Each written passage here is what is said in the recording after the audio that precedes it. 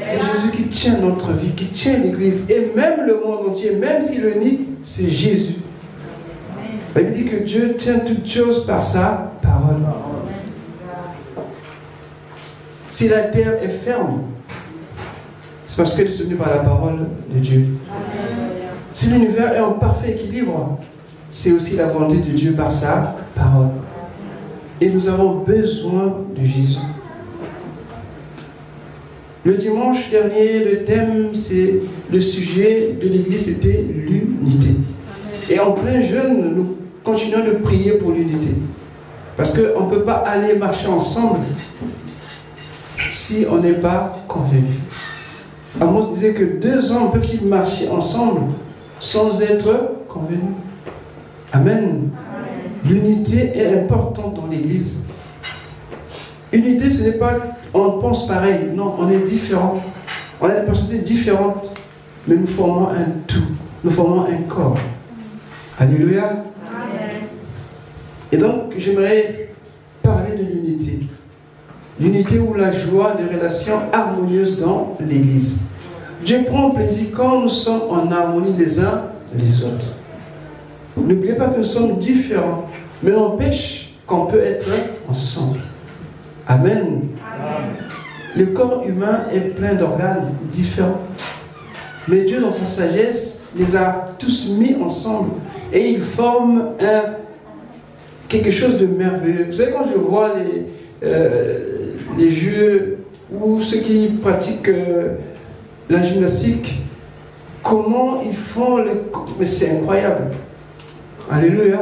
La grâce qui se dégage dans leur mouvement, vraiment c'est Dieu le Créateur, il n'y a pas un autre. Alléluia. Amen. Et pourtant l'oreille est différente du pied. Tout comme le dos, je ne sais pas, des jambes, mais ensemble ça forme un être humain. Et David disait que je te loue parce que tu as fait de moi une créature merveilleuse. Amen. Donc l'unité, bien aimé, c'est très important. Nous devons comprendre et vivre dans l'unité. Le psaume 133, c'est notre texte de base. David, poussé par le Saint-Esprit, va exprimer la joie de vivre ensemble. Et cette joie est perçue par un personnage, en l'occurrence le souverain sacrificateur. Parce que c'est lui qui était devant Dieu pour présenter le peuple, et devant le peuple présenter Dieu. C'était un médiateur. Et par sa présence, Dieu voyait tout le peuple. Amen. Alors, c'est une belle image que nous avons de l'unité quand nous sommes unis. Quand nous marchons ensemble. Le psaume 133.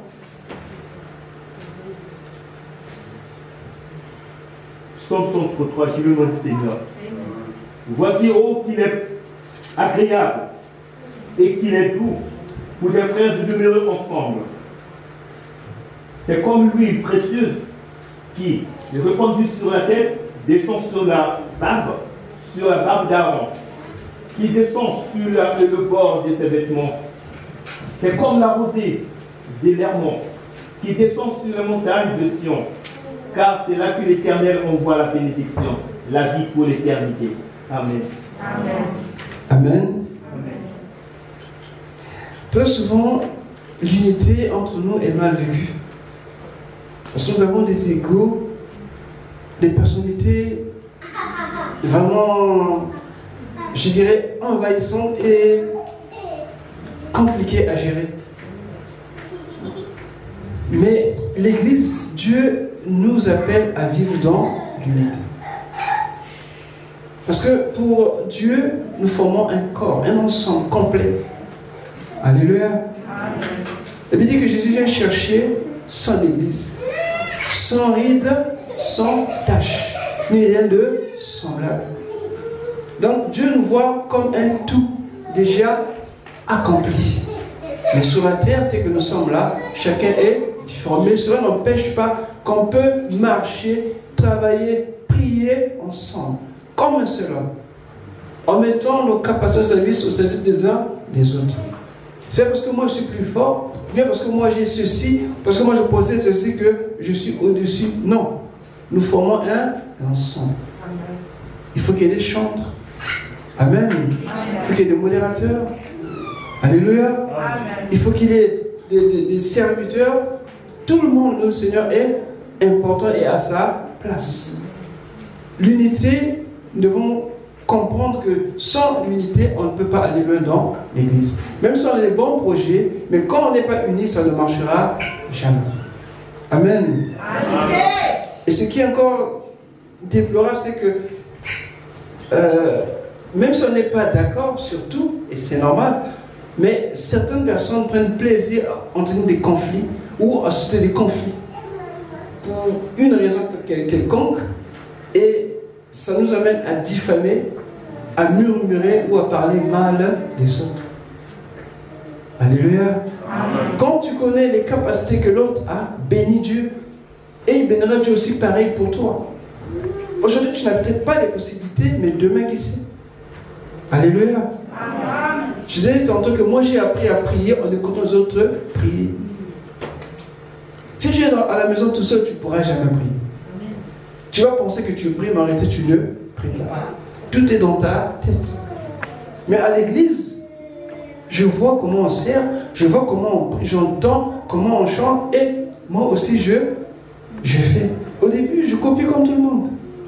Amen. Mais au fur et à mesure, c'est comme les enfants. Ils répètent ce que les parents disent. Jusqu'à ce que leur langage propre se forme. Et l'église, c'est comme ça. Mais c'est dans le tout, parce qu'on n'a pas le même caractère. Il y a d'autres qui chantent bien, il y a d'autres qui prient fort, ainsi de suite. D'autres qui expliquent, qui méditent. Tout ça, c'est important, parce que nous voyons, nous faisons et nous avançons. On ne dirait pas que non, parce que tu as pris de moi, parce que j'ai donné ceci. Non, nous formons un corps. Et l'unité dans l'église, Dieu prend plaisir quand nous réalisons que nous formons un tout. À ce moment-là, la gloire de Dieu se manifeste. Il y avait un homme qui a eu un souci dans son équipe, ou dans son église. Parce qu'il y avait des gens qui voulaient plus que d'autres. Certainement qu'ils étaient plus forts, certainement qu'ils étaient plus adroits, peu importe. Mais cet homme, il a compris qu'il ne peut pas aller loin avec ces mentalités-là. Il fallait amener les gens à avoir un seul but, un seul objectif. Tout comme l'Église, quand nous marchons dans une vision, nous sommes unis. Amen. Amen. Quand nous lisons 1 Samuel 30, on nous parle d'une histoire qui s'est passée au temps de David, que les Amalécites avaient fait une invasion dans son village. Ils avaient tout pris, ils avaient amené ses femmes, ses enfants et aussi ceux des compagnons de David. Et il a demandé au Seigneur s'il pouvait poursuivre les Amalécites et ravir ceux qu'ils avaient pris. Le verset 21 dit, David arriva auprès de 200 hommes qui avaient été trop fatigués pour le suivre et qu'on avait laissé au torrent de Bésor. Ils s'avancèrent à l'encontre de David et du peuple qui était avec lui. David s'approcha d'eux, il leur demanda comment ils se portaient. En fait, ils étaient 400 et 200 étaient fatigués. Vu qu'ils avaient certainement couru, ils avaient certainement chevauché toute la nuit et ils n'arrivaient plus. Et 200 autres étaient à même de continuer. Et avec les 200 autres, ils ont repris ce que les Amalécites avaient volé, pillé. Et donc, au retour, ils retrouvent les 200 qui étaient restés. Le verset 22, alors tous les hommes méchants et vils parmi les gens qui étaient allés avec David prirent la parole et dirent, puisqu'ils ne sont pas venus avec nous, nous ne leur donnerons rien du butin que nous avons sauvé, sinon à chacun sa femme et ses enfants, et qu'il les emporte et qu'il s'en aille. Ah. Parfois, c'est comme ça que nous réagissons. Et c'est aussi ce que cette société nous apprend, l'égoïsme, l'individualisme, penser qu'à soi-même. Il n'a pas fait ça avec nous, il ne mérite rien, alors il s'en va. Nous, on a fait des efforts, on a prié, on a jeûné. C'est à nous que Dieu doit d'abord penser, pas aux autres. Alléluia. Amen. Mais c'est quand nous prions, quand nous jeûnons, parfois c'est pas pour toi. Parfois c'est pour l'autre qui est à côté de toi, qui n'a même pas jeûné. Alléluia. Amen. Ça peut vous surprendre. Dieu est comme ça. venons, nous prions, ce n'est pas pour nous-mêmes, mais c'est pour la gloire de Dieu. Comment vas-tu dire à quelqu'un qui est malade de jeûner? Mais toi, tu vas jeûner pour cette personne. Et quand tu vas prier, cette personne va être guérie, il va glorifier le Seigneur. Ce que je avais dit aux disciples, que ce genre de démon ne sort que par jeûne et la prière. Ça veut dire que jeûner et prier, ce n'est pas seulement pour toi, mais c'est pour les autres. Quand tu veux opérer dans le ministère, apprends à jeûner et à prier. Parce que ce que tu feras, c'est pour la gloire de Dieu. Si tu jeûnes pour toi-même, tu veux pour toi-même, pour que tu sois, je ne sais pas comment, bien aimé, tu perds ton temps. Parce que les prières que nous élevons au Seigneur sont des prières d'ensemble. Et c'est Dieu qui répond.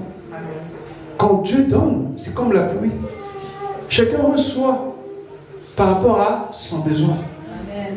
Dieu ne dit pas que toi seulement ou bien toi. Non, Dieu envoie, Dieu donne. Un autre exemple, je reviendrai, mais je finis avec l'exemple de David. Et David dit, n'agissez pas ainsi mes frères au sujet de ce que l'Éternel nous a donné, car il nous a gardés, il nous a livrés entre nos mains la troupe qui était venue contre nous. Alors,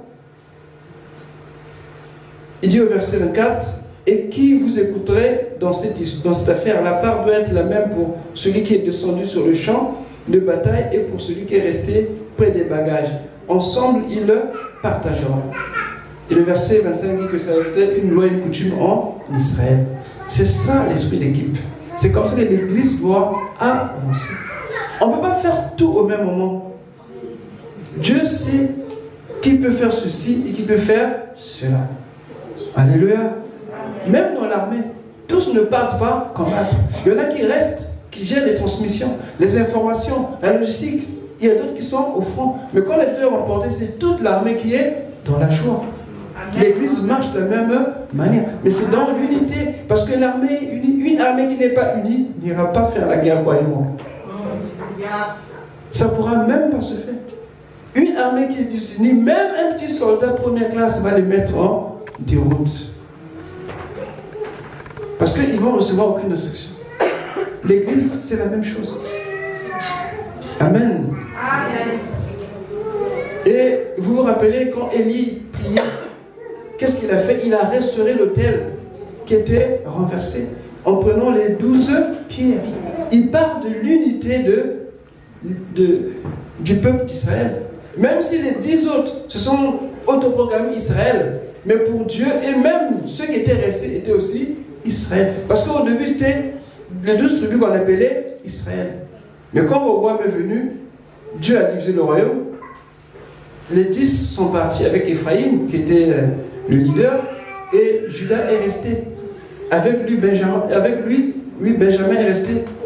Et Dieu a dit, quand Dieu a parlé à Élie, Élie a commencé par restaurer l'autel, en prenant 12 pierres qui parlent de l'unité du peuple de Dieu. Alléluia. Amen. Et c'est là que le feu est descendu. Le feu que nous chantons. Amen. Qui est descendu. Parce qu'au départ, il y a eu l'unité. Parce que Dieu se plaît dans l'unité. Dieu n'est pas Dieu dans la séparation de division, mais Dieu aime l'unité. Il est Elohim. Quand Dieu dit faisons, créons, faisons, il ne dit pas je fais, il dit faisons. Cela part du Père, du Fils et du Saint-Esprit. Vous voyez que l'unité est importante. Et nous devons considérer cela, que l'Église veut marcher, veut avancer, ça se fait dans l'unité. Pas dans chacun pour soi, non. La société nous impose ce genre de mentalité, mais nous disons non. Dieu nous dit, aime ton prochain comme toi-même. Le monde dit, aime-toi toi-même. Pense d'abord à toi-même. Ensuite à ta femme, tes enfants, d'abord toi. Dieu te dit d'abord ton prochain. Donc, vous voyez que l'unité est au cœur de Dieu. Amen. Amen. Parce qu'il est Elohim, Yahvé, le Dieu qui se révèle toujours présent dans l'alliance. Amen. Oui. Quelle est l'alliance avec Dieu? Amen. T'es sûr? Amen. Ah oui, en Jésus. Et c'est la meilleure des alliances. L'alliance excellente par son sang. L'alliance, ça signifie deux côtés, deux apports, deux personnes. Pas un individu, toujours deux. Jésus, quoique Dieu a marché avec les disciples qui étaient faibles, mais pour leur montrer qu'ils avaient, pas qu'ils avaient besoin d'eux, voilà, mais pour leur montrer que c'est ensemble que l'œuvre de Dieu doit se bâtir, se construire. L'Église doit avancer ensemble. L'unité de l'Église, nous sommes en jeûne, et c'est au moment-là que tu dois prier pour ton cœur. Si tu ne supportes pas les autres autour de toi, il y a un problème. Parce que ce n'est pas dans sa volonté que tu restes seul. Alléluia. Amen. Dieu pouvait au moins les 70 leur dire allez chacun, mais il dit allez deux par deux. C'est important, bien aimé. Dieu, c'est un Dieu d'unité, c'est un Dieu d'alliance. Amen. La première alliance merveilleuse qui a été conclue sur la terre, c'est entre l'homme et la femme. Alléluia. Amen. Donc vous voyez que l'unité, bien aimé, doit aussi nous concerner.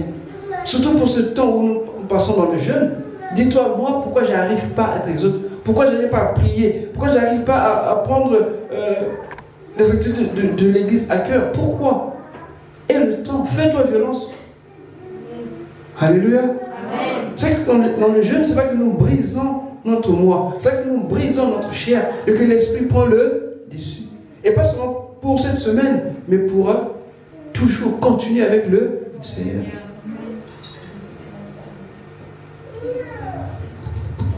C'est difficile, quand tu es seul, de bénéficier de la paix du Saint-Esprit.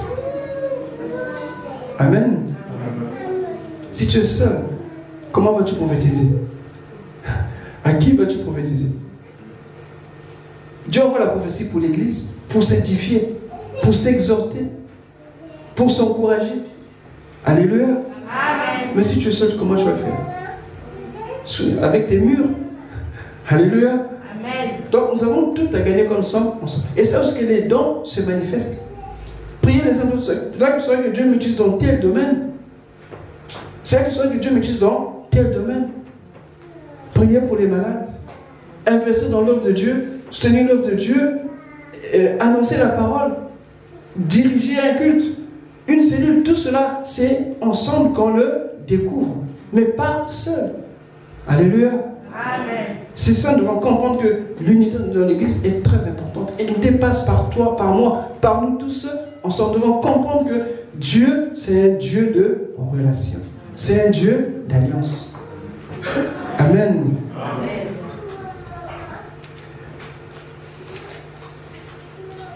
Une des meilleures choses qu'on peut retenir dans l'unité, c'est que c'est un bon témoignage et cela attire aussi les gens. Oui. Un bon témoignage de l'Église. Parce qu'au travers de l'unité, il y a comme un rayonnement. Parce que la gloire de Dieu est là. Elle se manifeste toujours quand il y a 2 ou 3 réunis ensemble. Non. Il n'est pas dit que quand tu es seul, non. Quand 2 ou 3 sont réunis, maintenant je suis au milieu d'eux. Amen. La gloire de Dieu qui a accompagné Israël dans le désert, jusqu'à la terre promise, parce qu'Israël était un tout, un peuple, un corps, un ensemble complet. C'est pour ça que Balaam, quand il a vu Israël, et Balaam a dit de le maudire, il dit, mais je ne vois pas de fraude. Alléluia. Mais je ne vois rien en Jacob.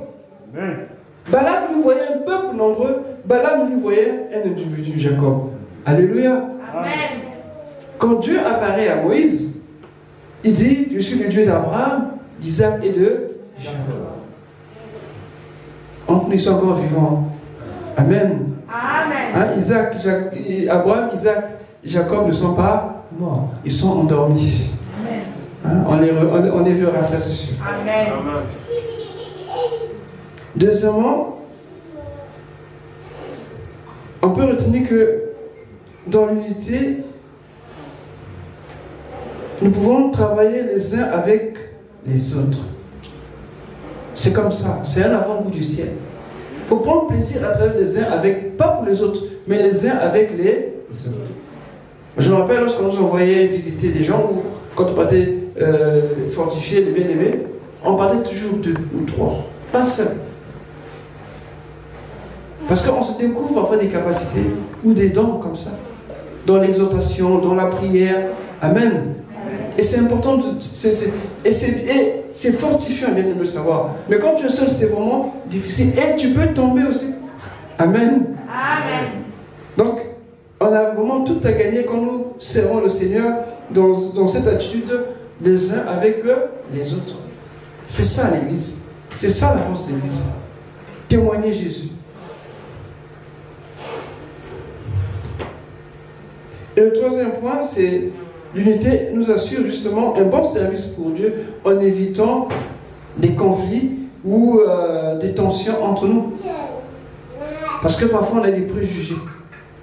Parce que la personne, le frère, on ne regarde que de loin. Mais quand on est ensemble, en marchant, on va finir par se parler. Et certains murs peuvent tomber. Ah, il était comme ça, je ne savais pas. Et du coup, on peut prendre affection, le frère ou la sœur.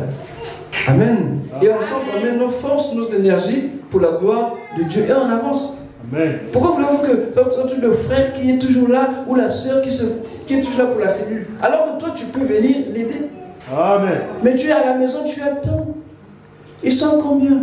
Ils ont commencé? Non, c'est pas bien. Alléluia. Amen. Moi, je vois des mecs qui font violence. Une fois que le travail finit, ils courent à l'église. Un jour, j'ai rencontré un bien-aimé là, on était à 2 minutes de la fin pour clôturer. Il est rentré en sueur. J'ai dit, waouh, que Dieu te bénisse. Ça m'a touché. Amen. Amen. Quand tu agis comme ça, bien-aimé, tu touches le cœur de Dieu. Aucune bénédiction nous est donnée quand nous prions pour nous-mêmes. Quand nous prions pour nous-mêmes, bien-aimés, nous sentons que sans notre propre personne, Dieu n'est pas glorifié. Quand Dieu donne, il ne donne pas seulement pour un individu, mais il donne pour la multitude. Amen. Dieu donne un roi à Israël. Amen. Dieu donne un berger à l'église. Tout ce que Dieu fait, il le fait toujours pour le bien de tous. La Bible dit que l'Esprit de Dieu nous est donné pour les dons nous sont donnés pour l'utilité commune. Ce n'est pas pour un individu. Nous sommes que des vecteurs, des agents par lesquels la grâce de Dieu passe. Nous sommes comme des canaux. Amen. Amen. Quand nous ouvrons le robinet, l'eau passe. Mais l'eau emprunte les tuyaux. Mais l'eau vient vers nous parce que nous avons besoin. Les tuyaux, ils font que conduire l'eau. Alléluia. Amen. Le Saint-Esprit, c'est comme ça, quand nous communions, quand nous parlons, quand nous disons qu'on va prier, on va jeûner, on va faire ceci ensemble, Dieu est glorifié. Et c'est là qu'il envoie la bénédiction. Toute l'image que nous avons dans le psaume 133, c'est une belle image de l'unité, bien aimée. Amen. Amen. Et rassurez-vous, je ne dis pas qu'on doit tous penser la même chose. Amen. Amen.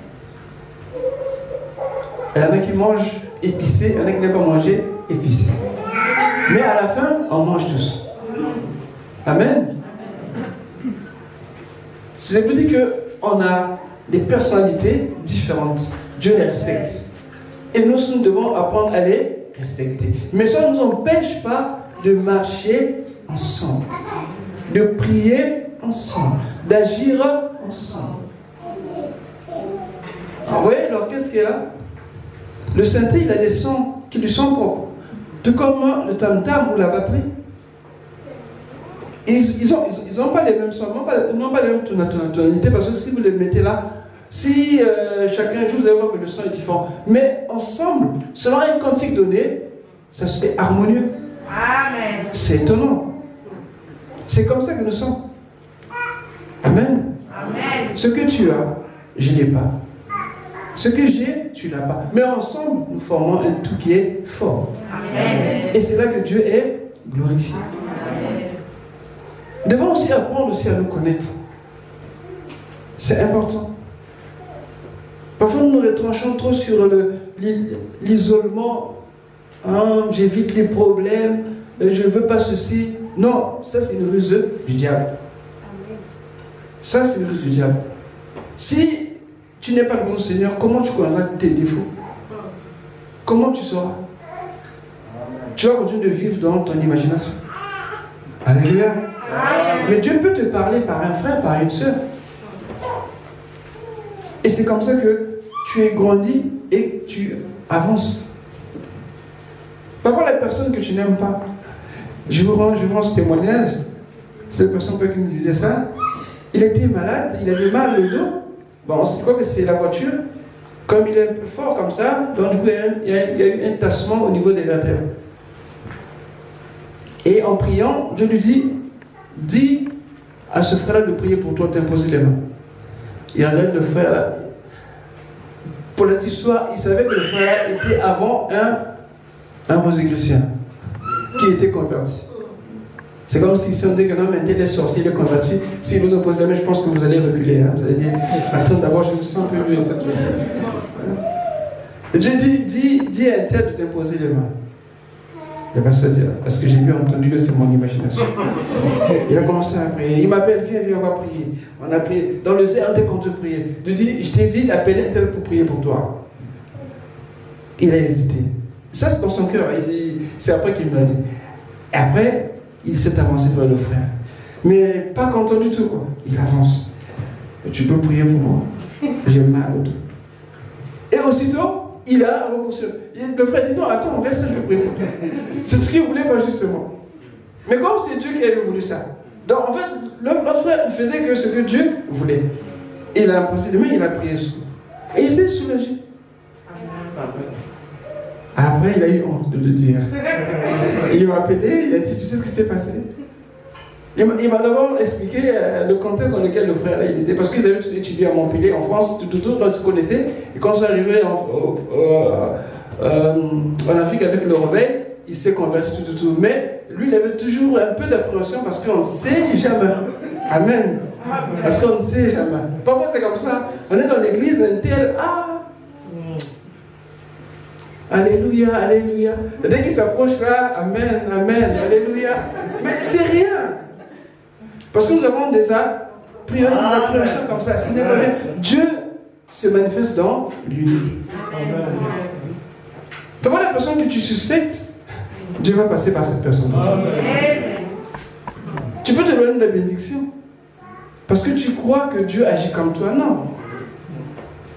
Donc l'unité bien-aimée, c'est quelque chose qui nous apprend à nous connaître les uns les autres. Parfois ça demande beaucoup d'humilité. Ne me parle pas comme ça. Ne me parle pas comme ça. Tu sais ce que j'étais avant? Oui, mais avant, mais aujourd'hui on est en Christ. Une nouvelle création. Donc, toutes ces choses-là, bien-aimés, quand nous sommes dans l'église, nous réalisons que c'est d'abord Jésus, la pierre angulaire. Nous sommes liés, nous sommes en Christ. Amen. Notre vie dépend de Jésus. Nous faisons ce que Jésus nous demande de faire. Ce n'est plus moi qui vis, disait Paul, c'est Christ qui vit. Et Christ est ma pierre angulaire, la principale de l'homme. Ma vie tient sur Jésus. L'église tient sur Jésus. Sans Jésus, pas d'église. Je vous dis, sans Jésus, pas d'église. Ce sera une ONG. Et moi, je n'ai pas le temps de passer avec une ONG. Jésus est la vie. Il donne la vie. Jésus, ce n'est pas une religion. Nous avons les paroles de la vie. J'écoutais ce matin, on se parle qui dit, mais un message facile et merveilleux. Nous avons le meilleur message qu'on peut apporter à l'humanité. Aucune religion ne peut le faire. D'ailleurs, nous ne sommes pas des religieux, nous sommes des chrétiens. Amen. Nous avons le pardon de Dieu gratuit. Nous avons la vie éternelle gratuite. Nous avons la guérison gratuite. Amen. Les bouddhistes, les taoïstes, ils vont vous donner des techniques de relaxation, de yoga. Tout ça, ça ne mène nulle part. Quelqu'un n'a jamais été guéri du cancer par un type qui fait du yoga. Mais quand je mets les mains au nom de Jésus, quand je dis au nom de Jésus, ça m'a dit c'est un esprit. Hein. Là où il est, il tremble. Ah, il est encore là. Ah, ils sont encore venus. Ah, il commence à reculer. Et le monsieur, quand tu passes, mais tu n'as rien. Mais quoi? Non, il y a un gros trace de cancer. Jésus est passé par là. Parce que nous avons le meilleur message. C'est parce que nous n'arrivons pas à croire. Mais je veux dire que même si tu ne crois pas, moi je crois pour toi. Parce que je veux qu'en sortant d'ici, que Dieu te bénisse. Que Dieu te touche réellement. Nous sommes qu'au premier jour du jeûne. Amen. Il y a une semaine. Et demain, donc à minuit, nous commençons le... Donc quand nous venons sur le psaume 133, il y a 2 bénédictions à saisir, bien aimés.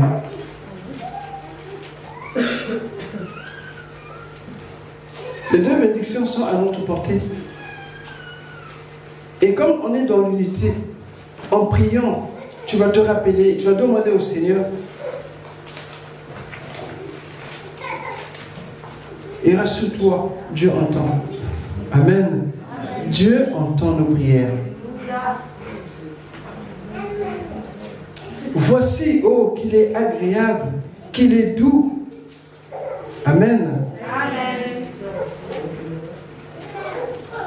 Oui, merci. Qui a continué là? Pour les faire, nous devons ensemble. Amen. Qu'il est agréable, qu'il est doux. Regarde d'abord ton frère et ta soeur à côté. Il est agréable. Comme des pierres. Alléluia. Agréable tout. En réalité, ce mot, cette expression bien aimée, c'est une déclaration, comme une déclaration d'amour. Alléluia. Quand tu vois ton bien-aimé, quand tu vois ton fiancé, quand tu vois ton mari, oh, tu dis, oh, j'ai fait un bon choix. Amen. Quand Dieu nous voit, Dieu dit, j'ai fait un bon choix. Dieu nous aime énormément. Vous ne pouvez pas imaginer. Même les anges n'en croient pas leurs yeux. Ce sont des paroles prophétiques. Il a dit sous les du Saint-Esprit. C'est pour ça que Dieu nous voit. Il dit, oh, qu'il est agréable, qu'il est doux de voir Néhémie. Amen. Ensuite, il dit, le verset 2, c'est comme l'huile précieuse qui est répandue sur la tête, descend sur la barbe d'Aaron, qu'ils ont sur le bord de ses vêtements. En fait, les vêtements parlent du témoignage. Les vêtements parlent de ce que nous reflétons à l'extérieur et aussi de la justice de Dieu. Mais nous sommes justes. Non parce que nous le méritons, mais c'est parce que Jésus est juste pour nous. Amen. C'est lui qui nous justifie. Mais je veux que tu dises huile précieuse. Huile précieuse. Oui, bien aimé, l'huile précieuse. C'est Exode 29 nous parle de cette huile.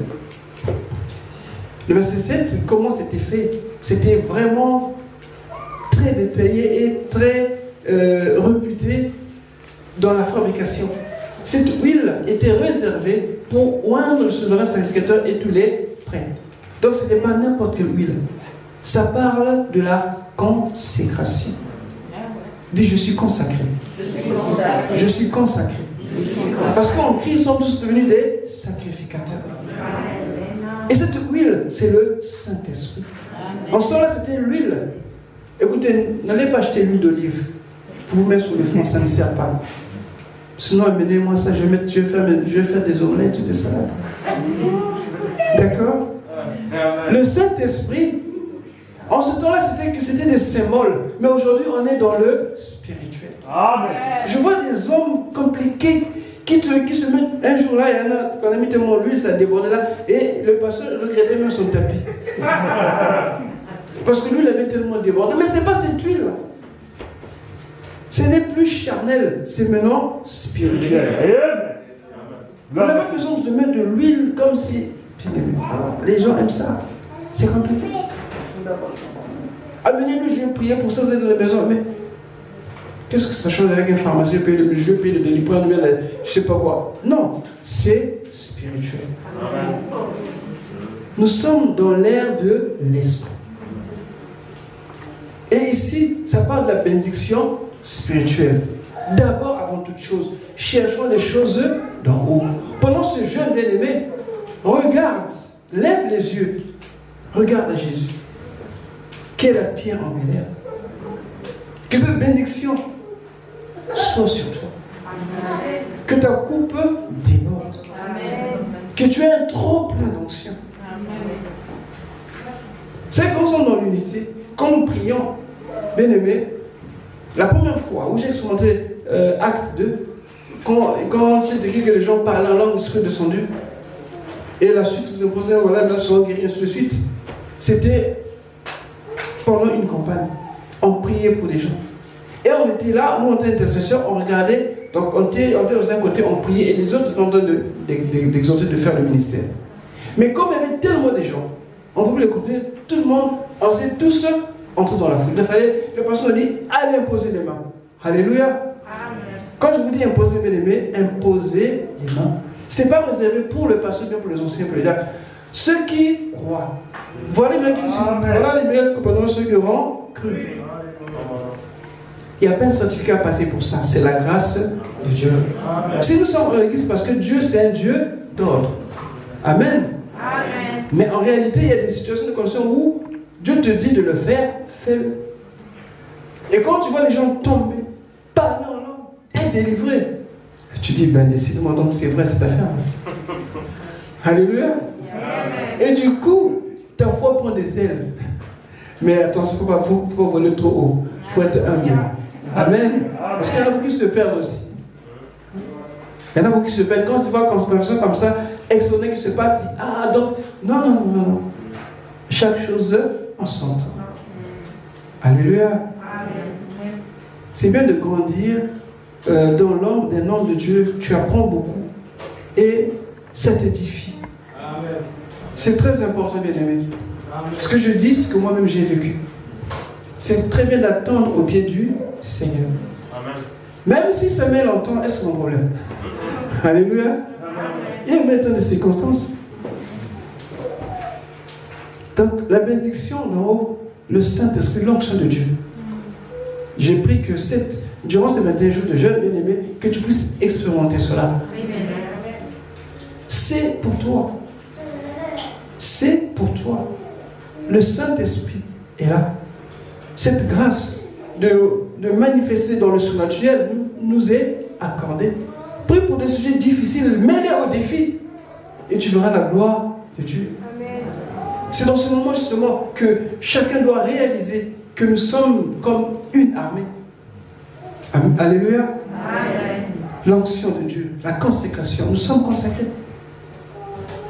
Donc quand Dieu voit Aaron, il voit l'huile qui parle de la consécration, il dit, ce peuple m'appartient, il est à moi. Tu es à Dieu, je suis à Dieu, je suis à Jésus, je l'appartiens. Et puisque je l'appartiens, la deuxième partie me dit quoi? Le verset 3, c'est comme la rosée de l'hermon qui descend sur les montagnes de Sion. La rosée parle de la bénédiction matérielle. Ça peut être ton mariage, ça peut être tes enfants, ça peut être ta santé, ça peut être ton travail, tes finances, une restauration totale, tout ce qui concerne ta vie matérielle. Dieu bénit, c'est Jéhovah Jireh. Et rien ne manque au Seigneur. Et dans l'unité, Dieu envoie deux bénédictions, spirituelles et matérielles. Amen. Quand nous sommes dans ce moment-là, bien aimé, c'est le moment où justement nous devons regarder plus au Seigneur. Amen. Jésus est la pierre angulaire. C'est la principale de l'angle. Amen. Je ne sais pas, pour toi c'est qui pour l'angle, mais pour moi c'est Jésus. Nous devons saisir et réaliser que dans ce jeûne bien-aimé, on ne doit pas seulement s'arrêter à lier, chasser, non. Voyons les choses plus grandes. Amen. Voyons dans des dimensions énormes, d'autres dimensions qu'on n'a jamais expérimentées. C'est pour ça que quand on regarde ta vie, regarde Jésus. Qu'est-ce que tu fais que Jésus fait et qu'est-ce que tu fais que Jésus ne fait pas? À ce moment-là, tu vas t'aligner sur la pierre, la principale de l'angle. Et c'est là que tu verras sur toi l'huile fraîche, le Saint-Esprit, l'onction de Dieu. Et ensuite, tu suivras les bénédictions. Amen. Alléluia. Amen. La rosée qui descend. Et descend d'où? Du mont Hermon. C'est une montagne qui était assez haute. Ça veut dire que ça vient de Dieu. N'attends pas la bénédiction de ton oncle, de ton cousin, de ton voisin. Si tu es sur lui, tu vas commencer à l'envier, à jalouser et à murmurer parce qu'il n'a pas donné. Et dit qu'il est mauvais. Mais toi, regarde à Dieu pour que Dieu le touche si c'est lui ou pas. David disait, je lève mes yeux vers les montagnes. Ça va parler d'une relation avec Dieu. C'est le moment où jamais nous rentrons dans la présence du Seigneur. Nous bénissons le Seigneur pour que justement la rosée et l'huile précieuse bien-aimée soient en partage. Amen. Nous devons d'abord chercher les choses de Dieu. Et dans l'unité, Dieu nous accorde cela. Amen. Parce que nous prions comme un seul homme. Quand nous allons arriver à la fin, Dieu nous donnera la conduite à tenir et nous verrons justement sa gloire. Mais pour le moment, bien aimé, étape après étape, on n'a pas de l'unité. Dans l'unité, nous cherchons les choses d'en haut. Dieu nous donne les choses d'en bas. Et nous continuons. Que Dieu nous renouvelle. Que Dieu te fortifie. Amen. Amen. Est-ce qu'on peut se lever?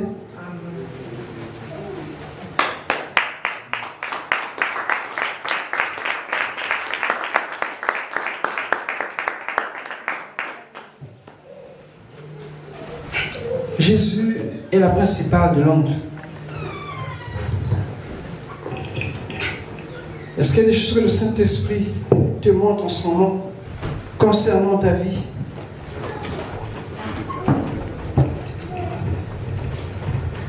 Nous sommes en plein jeûne.